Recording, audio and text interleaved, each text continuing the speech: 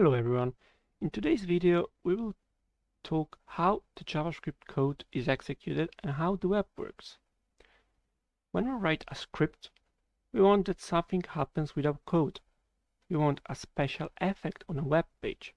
Well, we have this thing built in any JavaScript environment called JavaScript engine, which has the job to read, parse the code, then on the fly compile it into machine code, and then execute the machine code. That's how we receive what we have requested. Nowadays, modern engines have optimizations. They might start executing your uncompiled code and then compile the code while they're also executing it to get starting executing faster. But we are not going to dive into it right now. Now, let's understand how the web works. Let's say we want to access YouTube. Therefore, we put youtube.com in the browser searching bar and we press enter. The browser goes to the DNS server and finds the real address of the server that the website lives on. But what a DNS server is? The domain name system is the phone book of the internet. When users type domain names such as youtube.com or yourshop.com into web browsers, DNS is responsible for finding the correct IP address for those sites. Browsers then use those addresses to communicate with origin servers to access website information.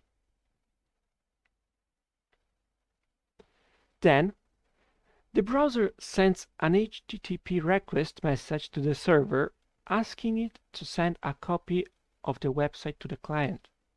This message and all other data sent between the client and the server is sent across your internet connection using TCP/IP. But let's understand what an HTTP request is and what is the difference between HTTP and HTTPS. They are both protocols used to transfer data over a network. HTTPS is basically HTTP with encryption. The difference between the two protocols is that HTTPS uses TLS, or the SSL certification, to encrypt normal HTTP requests and responses. As a result, HTTPS is far more secure than HTTP.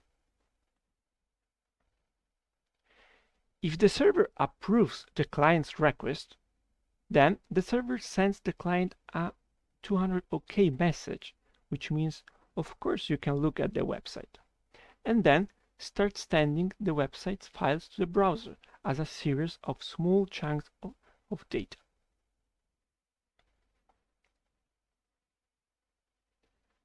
At the end of the process, the browser assembles the small chunks into a complete web page and displays it to you.